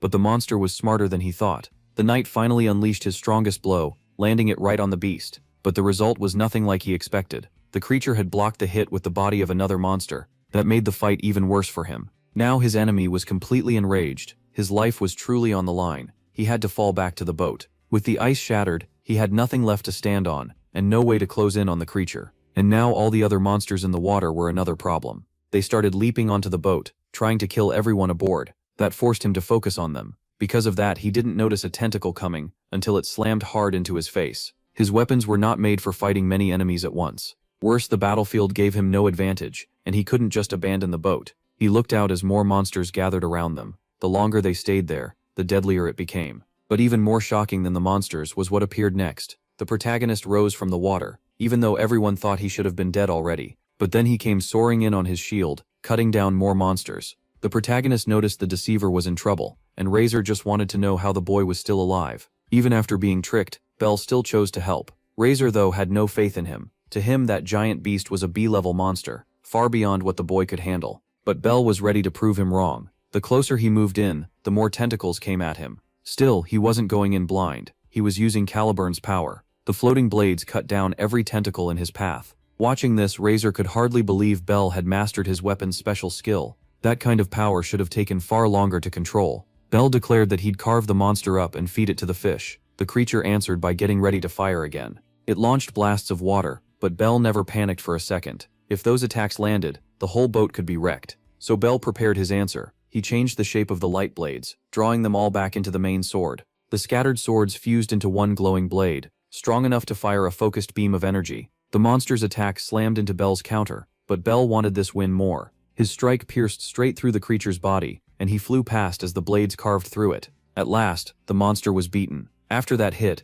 it was completely out of the fight. Its body had been split in half. Razor couldn't believe the boy had pulled off something like that. When Bell got back to the boat, he made it clear Spencer was next for what he had done before. Jin's servant could already tell this boy would become a serious problem for his master. Even after seeing all that power, Spencer still wanted Bell dead. He snapped that some bastard child would never beat a B-level paladin. As Bell moved in, he was surprised Spencer still thought he could win. Since he had used Spencer in a sneak attack before, Bell figured the man was scared deep down. For a brief moment, the two knights sized each other up, then both attacked. Their weapons finally crashed together. At first, Bell didn't seem overwhelmed, but Razor soon showed the gap in raw strength, sending the boy flying back. There was clearly one fighter stronger than the other. Razor believed that alone would decide the battle. But Bell could already bring out his sword's special power, sending a light blade at him. Knowing how dangerous those blades were, Razor got serious right away. With only one blade coming, blocking it seemed easy enough, but Bell had set it up as a trap to hit his blind spot. Razor used his own divine weapon skill and destroyed the light blade. As it faded, he became sure Bell would never land a real hit on him.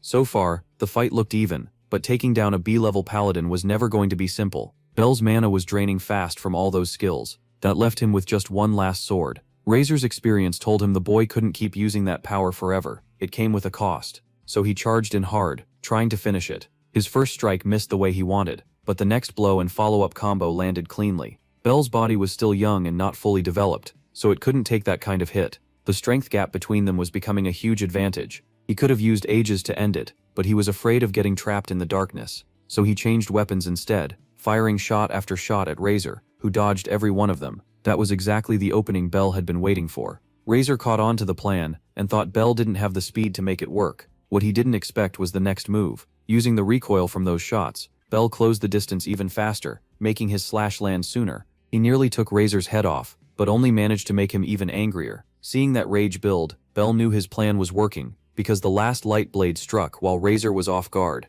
piercing through his back. He never saw that coming, and a wound like that meant the fight was over for him. Razor realized he had completely misunderstood the boy's plan. Knowing his enemy could no longer fight, Bell walked up calmly and told him it was over. He also warned him not to try anything reckless. But giving up was never part of Razor's thinking. He believed Bell threatened his master Jin's future, so the boy had to be stopped here. Hearing that, Bell asked why he was so loyal to his brother. That question pulled Razor back into an old memory. In that battle, he had been shattered. He had no strength left, and couldn't even keep moving. That was his limit. Then a man walked up to him and stopped by his ruined body, guessing he was the mercenary behind all those crimes. With the little strength he had left, Razor tried to look at him. The young man opened a small flask and poured it over the wounded man. He told Razor it was his lucky day, because from now on he belonged to him. That was why Razor stayed so loyal. Jin had accepted him, and Razor believed he had to repay that kindness no matter what it cost him. Then he destroyed the light blade Bell had summoned. The broken remains fell to the ground. Bell realized his enemy had already chosen how this would end. He had thought Razor was just a criminal, but now he respected the man's promise as a knight.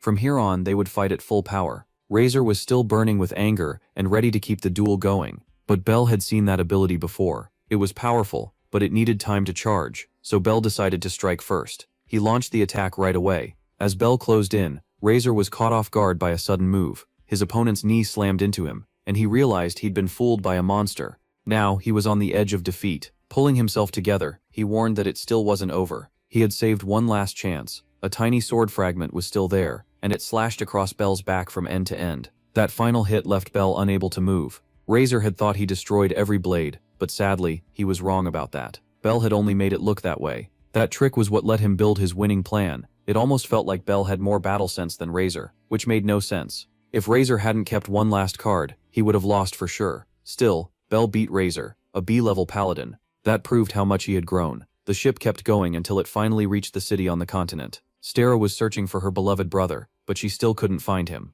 She kept looking through the castle, yet there was no sign of him. Even so, she didn't stop until she started to wonder if he hadn't come back yet. The problem was, the job he left for should have already been done. Then she noticed a set of open doors. It was the library. Her brother might be in there, so she headed inside to look for him, but found someone else instead. Jin stopped in front of her, catching the girl off guard. Even though they were siblings, his presence felt terrifying. She was scared, but still tried to greet him. When she opened her mouth, no words came out under that cold stare, a look so sharp it froze her in place. As he walked past, Jen called her worthless. Shaken, she stepped back until she bumped into something, making her turn around. It was her brother. He had found her and asked Jen what he wanted with Sarah, but Jen gave no answer. At last, she could relax. Her brother was here. She was so relieved to see he had made it back safely, though he was hurt again. Bell said he had run into a powerful enemy this time, a B-level paladin named Razor. Even after hearing that, Jin didn't react at all. Bell pointed out that his trap had failed. Jin only said none of it mattered. They were just tiny stones in his way. That included the foolish girl he called his sister. With that, he said he'd keep moving. He had no time to waste on pebbles. But Bell had one more thing to say. He told his brother that he would be the one to inherit the Duke's place, because Jin could never protect this family. Jin turned at once and glared at him, unleashing a harsh, hostile presence that swallowed the room. The pressure was overwhelming, but Bell still didn't flinch. A faint smile appeared on Jin's face. Amused, he laughed and said maybe it was worth looking at pebbles once in a while. As he left the library, he told Belle to come try killing him anytime he wanted. Sturey was deeply shaken by that exchange, but Belle quickly calmed her down. He knew how scary it had been. That pressure had felt unreal. His brother truly was on another level. The gap in strength between them was huge. If Belle wanted to beat him, he had to reach a level before graduating from the academy. A few days later, his bags were packed and ready. The Duke was already waiting for him, and seeing the boy prepared, Belle thanked his father for all the support. Since academy students needed bodyguards, the Duke said he'd send a B-level paladin with him. The man pledged himself to Belle's service. Hearing that, Belle had another request for the Duke, who let him speak. Before Belle could ask, though, he was surprised when his sister appeared with her bags packed too. Ready to leave, she apologized for being late and dragged her suitcase over to him. Belle's request was for his sister to be allowed to join him on the trip. The Duke asked why he wanted that. Belle said he didn't want to leave Sarah behind. He wanted them to stay together. The Duke refused. The academy only allowed bodyguards, and Belle was going there to study, not to play around. Sarah still tried to change his mind, but their father shut it down and told her not to ask again. So Belle offered another idea, make her his bodyguard. He said that with Sarah beside him, he could do anything, even beat an A-level paladin. The Duke paused to think, then found the answer funny. In the end, he let Belle have his way. Soon, the carriage set off for the academy. Sarah was amazed by everything along the way. At last, they reached it. The place was huge and impressive. Sarah was proud of her brother for making it here. This academy was only for nobles. Belle told her to study in their room while he attended class. First though, they needed to settle in. On the way they ran into students sparring. It was just a practice match, but still a good chance to watch and learn. Sarah thought they looked strong, but Belle could tell most of them were only D-level. One student stood out from the rest, and Belle noticed him right away. Even so, he was only C-level, not enough to surpass Belle. Soon, only 2 students were left in the match, and one of them was sure this would be his win. He rushed in, ready to finally beat his rival. The other boy didn't flinch. He let the attack come right up close, and even Sarah got nervous. Then he countered so suddenly that his opponent was completely caught off guard. One hit was all it took. It didn't even look like he used a divine weapon. Belle judged him to be B-level, maybe even stronger than himself. The other students were stunned too. The representative of Rothwincer was incredible. That name immediately put Belle on alert, because Rothwincer was his family's old enemy. That made Belle and Sarah their enemies too. Not long after, the academy's entrance ceremony began. The new first years were welcomed and congratulated. The speech came from the student council president, and he made it clear he expected these freshmen to become truly powerful. Albert was a third year, and his family had produced many famous paladins. In Belle's past life they had never met, but he knew Albert had already reached S-level by age 18. That made Belle wonder if Albert had been tied to that incident. Maybe he was one of the people behind it. The students whispered that Albert was terrifying, and already B-level. It sounded like several other council members were that strong too. The council wasn't chosen by vote. It was made up of the top 4 students from the martial tournament, and the winner became president. No doubt Albert was powerful. Still, Belle couldn't tell if this was the man who had tormented him. To stop that kind of attack later, he needed to show his enemies his own strength. Since the council was picked through combat skill, Belle decided he wanted in too, so he could face Albert in battle. Later, in class, he waited for the teacher to arrive. A boy came over to sit next to him and asked if the seat was taken. Belle told him it was free. The boy introduced himself as Lime Flexel and said he hoped they'd have a good time at the academy. But Belle caught something important. That last name sounded familiar. Lime noticed Belle's reaction and got curious. Belle brushed it off, saying he was just surprised. A few years from now, Lime would wipe out nobles for personal revenge and earn the name Knight of Retribution. Right now though, he was only a shadow of that future self. Then Lime asked for Belle's name, and Belle almost gave the truth, before remembering his father's warning not to reveal his house. If people knew his family name, they might favor him, and that would ruin his goal of proving himself on his own. So he gave a false name, Libel Slayer. He planned to hide who he was until he defeated Albert. Hearing that, Lime assumed Belle was a commoner too. Their uniform badges showed social rank. A circle meant commoner, while a star meant noble. Belle confirmed that he was a commoner, and Lime said he was from a commoner background too. At this academy, nobles were the majority, and commoners were rare. Since they were in the same class, Lime hoped they could be friends. Belle liked the idea. A future knight like Lime could become a strong ally. In his past life he never really had friends, so this felt strangely nice. Then another boy walked over. He already knew Lime and clearly came to mess with him. This was Roger. He mocked Lime, saying he hadn't expected to see his old friend here. The sneer said enough. He looked down on him like always. Lime answered that he had passed the entrance exam like everyone else. Roger gave a fake congratulations, and Lime only got more uncomfortable. Then Roger leaned in and said Athena wasn't a place for someone like him, just a commoner, so he should leave while he still could. Lime clearly shrank back, but Roger kept going, saying slaves should obey their masters, and someone of his rank could crush Lime with words alone. Bell stepped in and told him that was enough. Lime immediately worried about the new friend he'd just made. Roger turned to Bell, wanting to know who he was, then quickly noticed Bell was a commoner too. The look he gave him was full of contempt. Bell told him to leave, no matter who was noble and who wasn't. Roger acted like he would walk away, then suddenly moved and kicked Lime. Bell rushed to his new friend, while Roger enjoyed every second of it.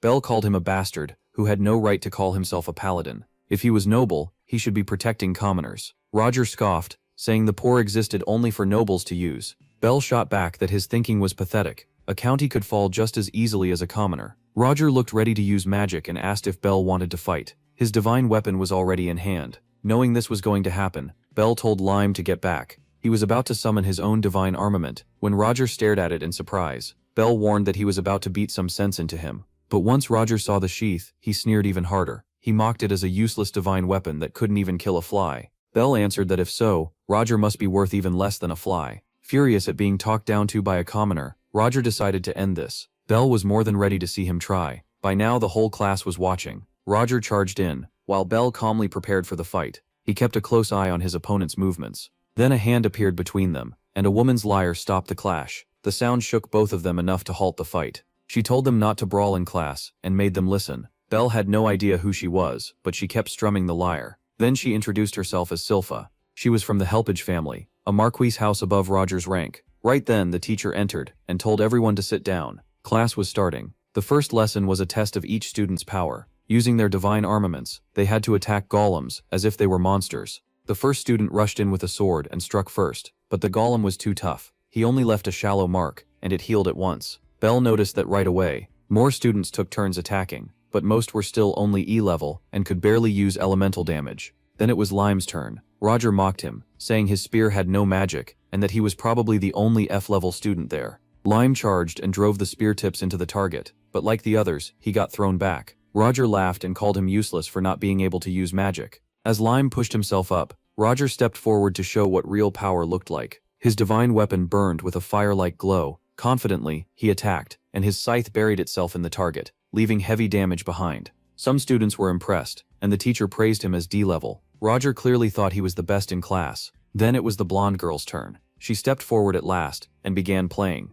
The sound waves hit hard, shaking the class, and tearing into the target even worse than Roger had. Those two were far above everyone else. Roger acted polite with her, only because her rank was higher, trying to stay in the noble's good graces. She told him not to bother. To her, everyone at the academy was equal. Titles meant nothing here. Roger was clearly annoyed. Next up was Bell, and Roger was sure the commoner would fail because a sheath alone couldn't do anything. Bell calmly said he wouldn't be using the sheath, then drew Caliburn and launched his attack. Roger was stunned. Bell had more than one divine armament. The blonde girl looked shocked too, and so did Lime. After the surprise wore off, Roger noticed Caliburn had no magic either. He expected Bell to strike the target and get blasted back like the rest. Bell only told him to watch closely, then began his attack. A rapid storm of strikes smashed the target completely. When he finished, nothing was left but fragments. The whole class went silent. Even the teacher was surprised. Bell had sliced the golem apart without using magic. Roger couldn't accept that a commoner was this skilled. Meanwhile, Lime hurried over to congratulate his new friend. Bell told him it wasn't that hard, and said Lime could do it too. Lime was stunned since he still couldn't use magic, but Bell reminded him his divine armament had huge potential. If he kept going and refused to quit, he could become the strongest holy knight. Those words made Lime blush. Then the blonde girl stepped in between them, and asked how Bell was so talented. She got so close that he started feeling awkward. Other students gathered too. Some said they couldn't even follow his strikes, and one student guessed Bell's sword might be the strongest divine armament among the freshmen. Roger heard that. Nervous, the student quickly changed his tune and said Roger's weapon was stronger. That only made Roger angrier. The lesson ended, and they were told the next class would be a field test, monster hunting in the forest behind the school. Everyone needed to be ready, but the class still wanted to know more about Bell. Roger called for his bodyguard, who appeared right away. The man looked exhausted and sickly. Roger had brought a familiar for protection, and he planned to use it in tomorrow's test. When the knight asked if he really meant to use it during class, Roger said it was fine. The knight praised his boldness, while Roger imagined the fear on the faces of the commoners and lower nobles. He planned to send that arrogant commoner straight to hell. The next day, the class got ready outside the academy. Monsters in the area started at F rank, and some E rank beasts had been released too. Their mission was simple: hunt monsters, and whoever killed the most would earn extra points. Roger was clearly up to something. Once the exercise began, everyone rushed in to prove themselves, and the blonde girl challenged Belle for first place. She had no idea Belle already meant to take it. He wanted everyone to see his strength. Lime asked to stay with him since he still wasn't confident fighting alone. Belle agreed, but warned him he wouldn't hold back. They ran into the forest, and soon found several monsters. For Belle, they were no real threat. He cut through them like paper. The rest of the class was trying hard too, but Belle had already taken down 15 monsters, and it still felt like nothing. Lime was amazed by his classmate's strength, but there was no time to talk. One monster slipped behind him. Belle saved him again, and warned him to stay alert, since there were more creatures than expected. Lime knew he had to beat his fear and do better. Around them, the others kept fighting and making progress, but he felt he needed to push much harder than that. Hidden in the woods, Roger watched with jealousy. To him, those commoners were acting too proud, so he decided they would pay with their lives. He raised a staff to summon something, and Belle immediately noticed the magic circle forming nearby.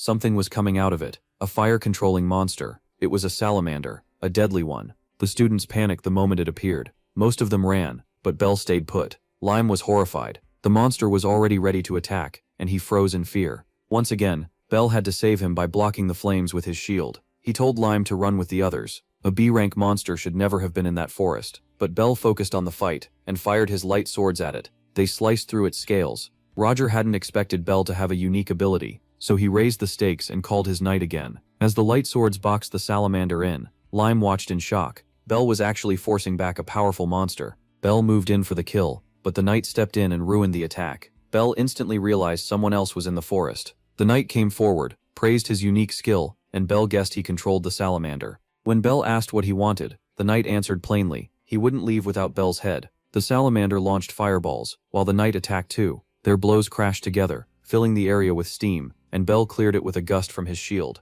But the knight had planned ahead. He trapped Belle's light blades in a water prison, sealing off his ability. That confirmed it. This was a B-rank paladin. Now Belle was trapped between two strong enemies, and both kept attacking. He had to fight them at once, blocking one strike with his shield, while slashing at the other. Even for Belle, this was too much right now. Lime didn't know what to do, but if this kept up, his friend would lose. Then he spotted Roger hiding in the forest with his family's summoning staff, and rushed toward him. Roger was shocked to be found. Lime demanded to know if the familiar was his, and told him to stop before Belle got killed. Roger answered by attacking, mocking him as a useless weakling who couldn't help anyone. Lime remembered his childhood training, his failure to use magic, and all the times Roger humiliated him. But this time, he got back up. Belle's words came back to him, the first real encouragement he'd ever heard. He had decided he would save his friend. Roger laughed at him, sure a worm could never beat him. Lime snapped back, telling him to shut up and stop deciding his worth for him. For the first time Roger looked uneasy, though he still insisted Lime wouldn't win just because he could use magic now. Lime agreed that magic alone wasn't enough. Roger's scythe flared as he rushed in to finish him, but Lime stood there full of confidence. His spear froze the flames and wiped them out completely. Roger never saw that coming. Now it was clear who the real trash was, and Roger grew even more furious, charging straight at Lime. But Lime's spear was stronger, and it stopped the blow cold. Their weapons locked together. Roger couldn't believe what was happening, but Lime did. With ice, he shattered Roger's divine armament, and dropped him to his knees. Roger couldn't accept losing to an F-rank paladin. Lime couldn't believe he had ever been afraid of someone this pathetic. Now he felt nothing at all. He told Roger to hand over the summoning staff, and Roger demanded to know if he understood what he was doing. He bragged that his family was powerful enough to wipe out Lime's whole family, but Roger still didn't understand how bad his situation was. Lime tried to talk sense into him while freezing his legs, then ordered him again to give up the staff. With his pride crushed, Roger finally handed it over. Begging to be spared, he promised he would never do anything like this again. He had been totally beaten and humiliated. Now the staff was in Lime's hands. He warned Roger to stay away from him and Belle, or things would get worse. Lime finally let his guard down a little, but Roger was still looking for a chance. The chain of his weapon was close enough, and suddenly the far end began to glow. He was trying a sneak attack. Roger thought he could still win, but Lime saw it coming, and blocked the cheap shot with ease. It was a pathetic move. Then Lime destroyed the summoning staff on the spot, leaving Roger speechless. At the same time, the salamander slowly began to fade away. The knight instantly realized something had happened to his master. From a distance he saw Roger had been subdued, so he turned toward the other commoner, but he still couldn't move freely. He had no room to lose focus. Belle had already figured out who was behind everything. The knight had tried to kill him, but in a fair fight he never stood a chance. All the man could do now was lash out in anger, throwing attack after attack and missing every time. His position was only getting worse. Even as a B-rank knight, he was near the bottom of that class. Belle closed in and smacked him in the head with his sword hilt. The difference in skill was huge. Belle told him he would be turned over to the teacher, so the knight reached for one last trick. He dropped to the ground and begged for mercy, so suddenly that Bell paused. The knight claimed he had only obeyed his master's orders, and said defying a noble wasn't easy. That excuse was exactly what he needed to catch Bell off guard, after earning his forgiveness. He thanked Bell, but was ready to betray him at once. Bell then revealed he had only been pretending to fall for it, and raised his sword. He had expected the trick all along. Lime ran over to his friend and asked if he was hurt. Bell knew Lime's help had kept things from turning much worse. Lime said he was only returning the favor. That handshake sealed their friendship. Soon the other students arrived, and thanked them too, amazed that Bell had beaten a B-rank knight. But that wasn't all that had happened. That knight was working with Roger, and the fire salamander was tied to them. He really was a rotten person. Because of all that, Lime started getting praised by the other students. In the end, he really was strong. Lime thanked them for the praise, and stayed humble about it. They told him he'd make a fine knight someday. Someone had watched the whole thing from a distance, and the blonde girl clearly liked what she saw. She had figured out how the boy's divine armament worked. Now her task was finally done, and Roger would have to answer for what he did. At the end of the hallway, the girl was waiting for them. She wanted to speak with the protagonist. When he saw her, he remembered her name was Sylpha. He asked what she wanted, and she brought up Avalon, the name of his divine armament. That caught him off guard right away. She even knew it was the holy weapon once used by the heroes of the past. He couldn't understand how she knew anything about Avalon. One look at his face told her she was right. She was the first person who had ever recognized what that divine armament really was. Her reason for coming was simple. The protagonist tensed up, but then she clasped her hands and with a polite bow, asked if she could see the weapon. He definitely wasn't expecting that. She had always admired the hero's armament and just wanted to see it for herself. Since it was a harmless request, he showed her the sheath. She was amazed. It was hard for her to believe it was real. He asked how she knew about it, and she explained that her mother's family had a legend about a hero with a sheath that held many weapons. Maybe one of his predecessors had been part of her family. Lime still didn't follow all of it, but he understood one thing. His friend's divine armament was incredible. Sylpha was thrilled that one of her dreams had come true, and to thank them she suggested the three of them hang out sometime. She knew a great cafe in town, and thought they should all go. Lime loved the idea, and the protagonist thought exploring the city sounded nice too. He agreed, but said he'd be bringing someone with him. Before long, the group was sitting together in the cafe. Sarah absolutely loved the strawberry pie. Bell was happy to see his sister enjoying it too. Sylpha hadn't expected the protagonist to have such a pretty sister, and the compliment made Sarah blush. Watching her enjoy herself made the protagonist even happier. He was having a great time too. Nothing like this had ever happened in his past life. Then the blonde girl asked everyone to listen up. She was about to play a song for them. Hearing music from a divine weapon sounded exciting, but when she began playing her lyre, it was honestly terrible. She was really bad at it. Sylpha knew she sounded awful. She was only trying to make her friends laugh, and it worked, because everyone found it hilarious, and asked her to keep going. Then she pointed at Lime and said he had to sing too. Together they ended up entertaining the whole cafe. Somehow it turned into a genuinely fun little show. For him, those two were the first real friends he'd ever had. Later, outside, they were still talking about how much fun it had been. Then Sylpha said she wanted to take Sarah shopping for clothes. He didn't want his sister going off alone, but his friend told him this was girl stuff. That left the protagonist pretty disappointed. All he could do was ask them to tell him if anything happened. Sylpha could tell he was a great brother, and Sarah asked if she had any siblings. Her mood dropped a little as she said she had none. Just then, someone came looking for Sylpha. His name was Yahello. He was a member of the student council. For the Haas siblings, this was a strange reunion. She probably should have been nicer, but she didn't even see him as a brother. He had come to drag her into training, because if her divine weapon was perfected, it would be useful to him. She reminded him she had no interest in fighting wars. He rolled up his sleeves and said that attitude was a real problem. It sounded like he was ready to take her by force. Blood started leaking from his palm, then poured out in a heavy stream. Sarah was terrified by the sight, and the boy controlled that blood any way he wanted. So his divine weapon used blood. Sylpha called for Mary, her bodyguard, but things were already under his control. When she looked back, her bodyguard had been taken down. That made everything even worse. Her brother said they were leaving now, and she told Sarah to run because it was getting dangerous. Sylpha tried to defend herself with her weapon, but she couldn't stop the attack. Realizing she might call for help, he knew he had to end this fast, so he moved to finish it right away.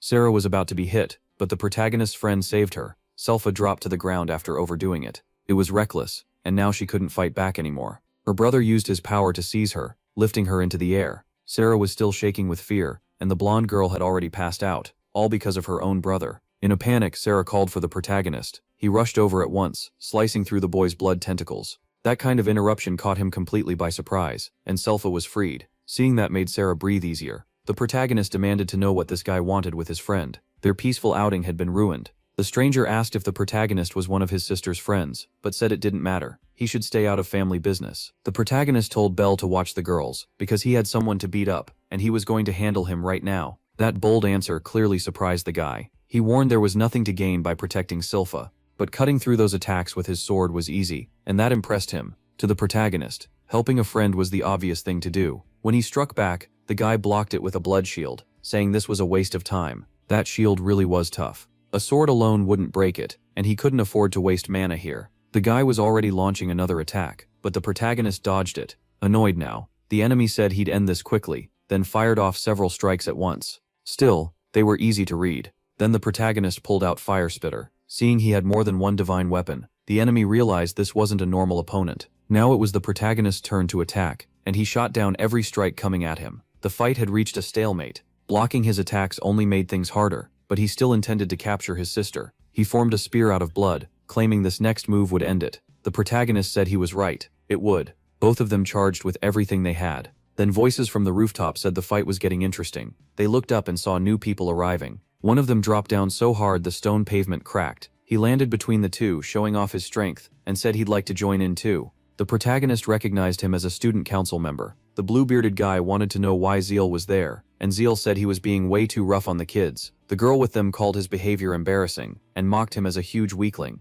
After seeing his two teammates, he finally stopped attacking. Zeal, though, wished the fight had gone on a bit longer. His whole body started glowing as he said they should go all out. Then armor covered him from head to toe. He was huge, and gave off a crushing presence. The girl told the musclehead to do his job, while she summoned several chains. That was to stop him from trying anything reckless. They hadn't come to keep fighting. Feeling that magic power, the protagonist realized she was extremely strong. Even so, Zeal snapped the chains with little effort. He said Evelyn had duties with both the student council and Albert's company. Because of that, he was being sent on a month-long forest expedition, starting immediately. He understood he had no choice. As he left, he warned that he'd return for his sister in a month. The girl waved and called him a weak newbie. At least they were all gone. The student council really was full of monsters. After that, he checked to make sure his friends were safe. Silpha said she wasn't hurt, and apologized for dragging him into it. He told her there was no need. What he really wanted to know was why she and her brother were fighting. The reason was simple: he wanted to use her. As the next heir, once he graduated, he planned to expand his land by invading unexplored regions. Lime knew those places were packed with dangerous monsters.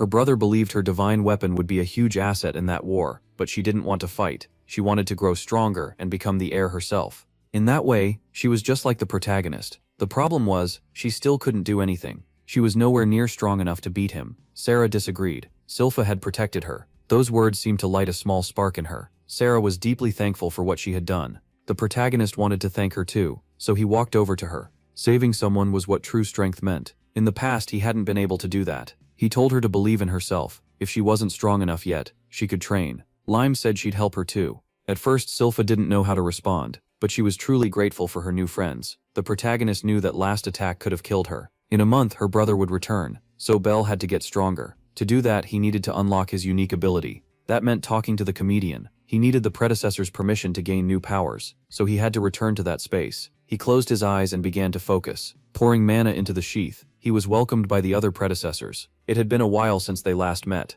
He came with a request, but they already knew what he wanted, because they had seen the entire last battle. That blood-based artifact was troublesome. The guy could shape it however he wanted. In a way, it was a lot like Avalon. For a moment, everything went quiet. Then the comedian said if he could burn that blood, the whole problem would be solved. The boy agreed, and that was exactly why he wanted his unique ability. The comedian agreed right away, then showed it was just another joke. He really lives for this stuff. Charlotte told him to quit fooling around. Still, that power is way beyond Belle right now. It's amazing, but it burns through magic fast. If he tried it now, he'd empty himself almost at once. So the comedian set one condition. Before the rematch, Belle had to fire 300 shots a day. Only then would he think about handing over the ability. That sounded impossible. Belle could barely reach 100 shots in one day. The comedian didn't care about excuses. Finish it, then come back. With that, he snapped his fingers. Belle was thrown back into his body, now convinced the comedian was funny and kind of cruel. He quickly figured out the real issue. Using that skill would take about 3 times more magic than he had now. Even the predecessors thought the challenge was basically impossible.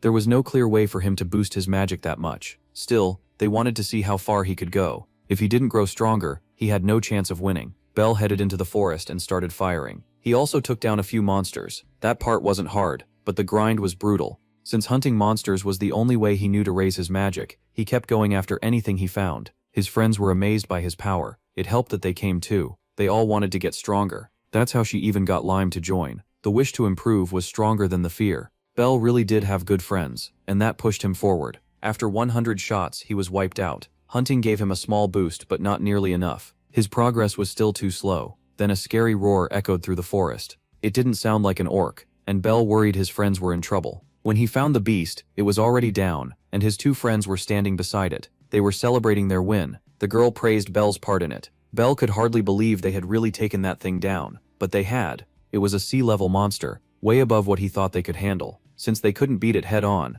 they used a smart plan. First, they trapped it with ice. Then she hit it with sound waves, and the ice bounced that attack around it. The combo was incredible. Those two worked shockingly well together. Seeing the result of that teamwork gave Bell an idea too. Now he knew how to fire more shots. Just then, more monsters showed up. A whole pack of orcs like the one from before. That many enemies would be a huge problem, especially since everyone was exhausted. But Bell came up with something clever. He could still fight, and what he did next was beyond what any of them expected. As he rushed off, the girl remembered he still had unfinished business. The predecessors were surprised to see him return so soon. The comedian guessed Bell was here to argue about the deal. Instead, Bell said he'd already finished the challenge. That stunned everyone. There was no way he had done it in one day, and the comedian reminded him he was the only joker there. Bell didn't back down, so they told him to prove it in a fight. He had to fire all those shots in battle, though he could use other weapons too if needed, unless he was scared. Bell actually loved the challenge. He just waited for the signal. Once it came, the match would start, and the comedian was eager to see Bell's growth. The elder gave the signal. Bell already had his pistol ready, but the comedian fired first and hit him. He mocked Bell for being too slow. Against the weapon's original user, speed was everything. And sure enough, the comedian was faster. He was in full joke mode now, but Bell had no intention of losing. They traded shot after shot, and even the comedian looked impressed. Charlotte admitted Bell was amazing, and now she understood why the elder chose to train him. The elder looked proud of his student. Then the shy one said the real fight hadn't even started, and Charlotte didn't like the way he said it. He reminded them the real question was whether Bell could keep firing. Even Adam agreed. 100 shots wouldn't be enough. Bell kept forcing himself onward, but that still wasn't enough to trouble the comedian. He never lost his rhythm. Adam counted every shot Bell had fired 97. Bored that the fight was slowing down, the comedian got ready to finish it. But Bell had one more trick. He brought out the shield. That gave him a little more protection, and made the comedian rethink things. Bell was also about to use wind, channeling it through the pistol. The comedian asked what that was supposed to do. Bell answered that normal bullets were useless now. He powered up his shot with wind, pushing it past the comedian's firepower. Even the comedian was shocked by that. With this combo, Bell could hit harder even with low magic. For the first time, the comedian was actually under pressure. Even Bell's master hadn't expected that move. Charlotte started cheering, hoping Bell could beat the comedian. He asked why Bell hadn't used that from the start. Bell reminded him he'd been tricked before. Now it was his turn to return the favor. Still, keeping that move hidden wouldn't solve everything. Now he had to avoid a storm of shots, and the fight turned even again. Bell had managed to strike the comedian's first bullet, and the comedian's magic was dropping too. Bell stuck to his plan. The battle had become really tight. His opponent was finally feeling the pressure. Time to finish it. But the comedian wasn't easy to beat. He hid inside his flames, making it impossible for Bell to tell where he really was. Without knowing where the shots were coming from, Bell was hit again. Another shot landed, and then another. As long as he stayed hidden in those flames, Bell was completely cornered. So Bell used wind to blow the flames away, and that finally exposed the comedian. He couldn't hide anymore. Bell had a clear shot at his target, but he couldn't fire.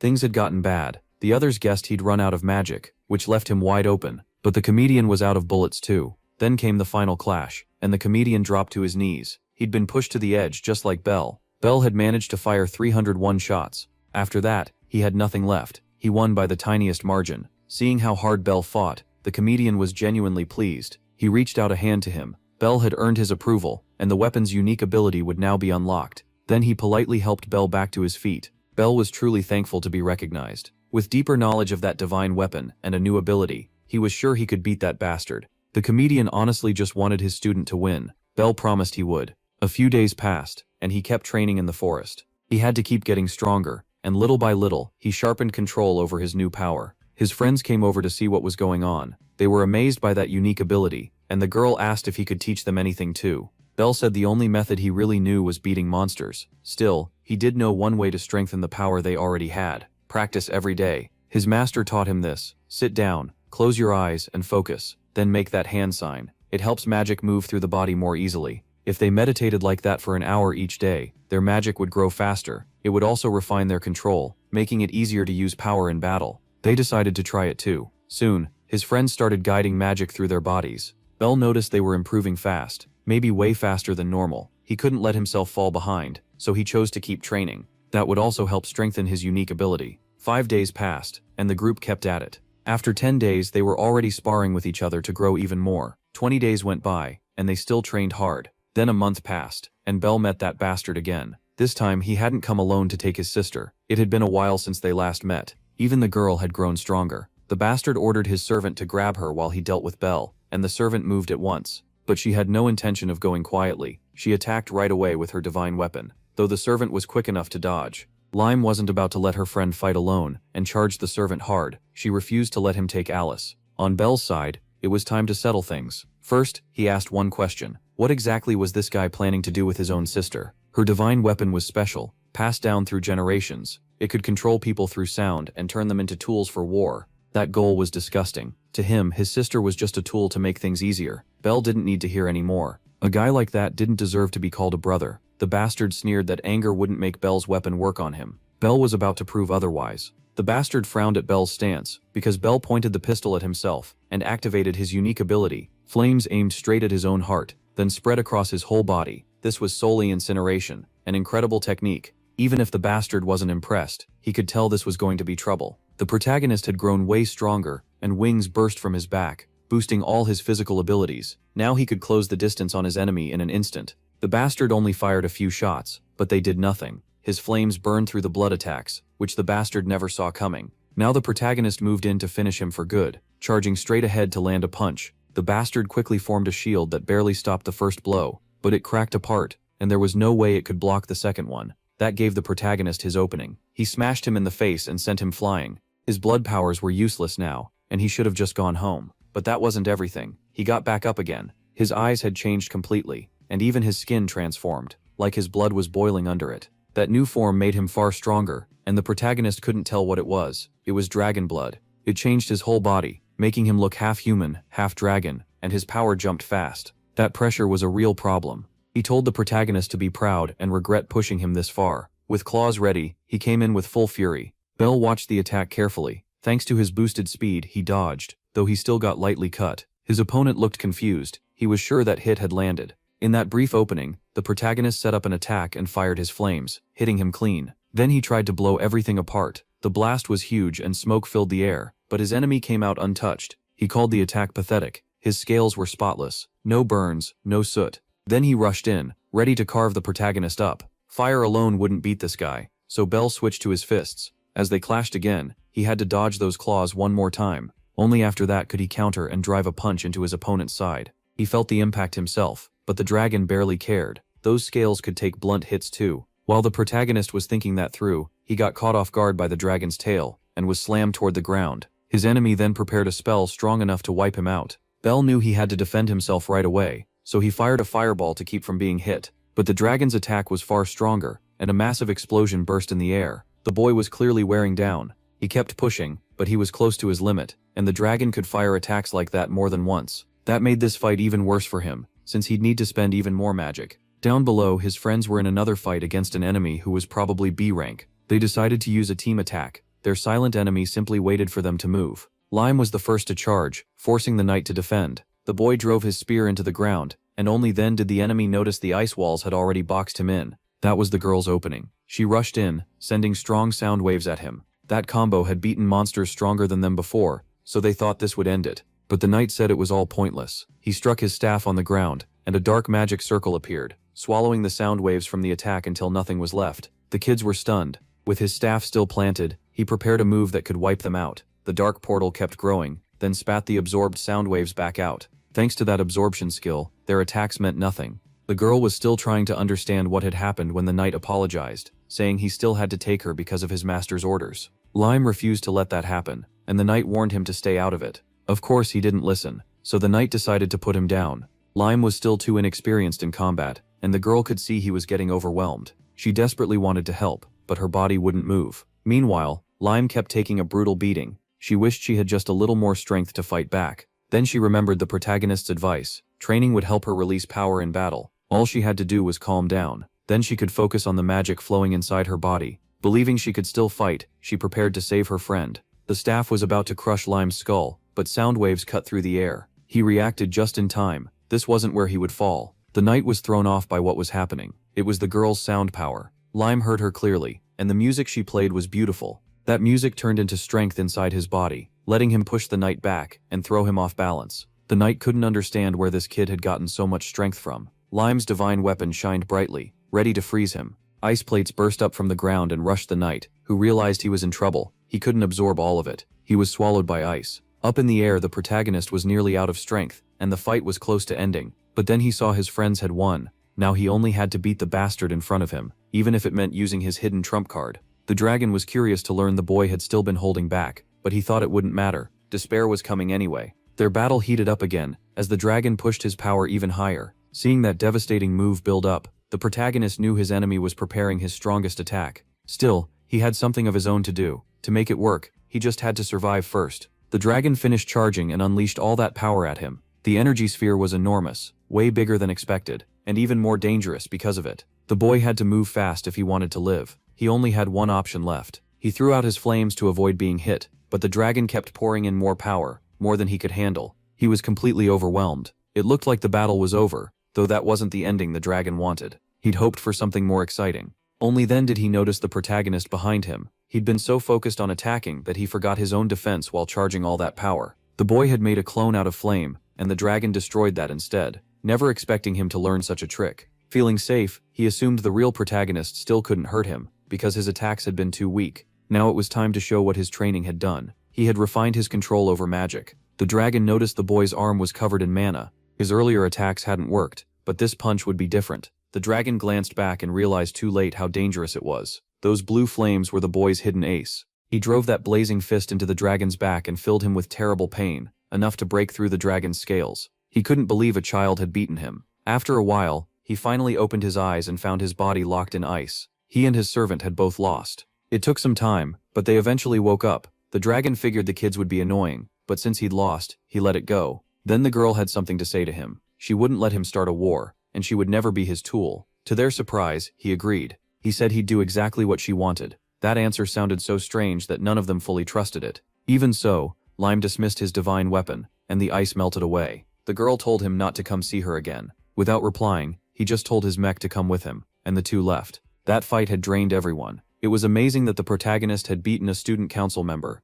though he said it was only by a small margin. The girl got up and spoke to her friends. Someday, she said, she would repay their kindness. But they told her that's not how friendship works. Then she corrected them. They weren't just friends, they were best friends. Those words made the protagonist really happy. After this fight, other student council members might come after them, so he had to grow even stronger, especially if he wanted to face Albert. He never wanted another tragedy again. He would become the strongest here and show everyone his power. One day he'd defeat his brother, become head of the family, and finally protect his sister. Many years passed, and another battle was about to start. The protagonist had finally found his brother, who was now even stronger, and had become head of the family. Jin didn't care about titles. He told his little brother a curse was on him. In his past life, he learned how painful it was to fail the people you love, and that suffering was overwhelming. That's why he stood here now. After knowing that kind of pain, he believed there was no enemy he couldn't beat. With his sister's fate on the line, Mufasa and Scar were about to clash, and the protagonist attacked his brother with everything he had, determined to change his destiny.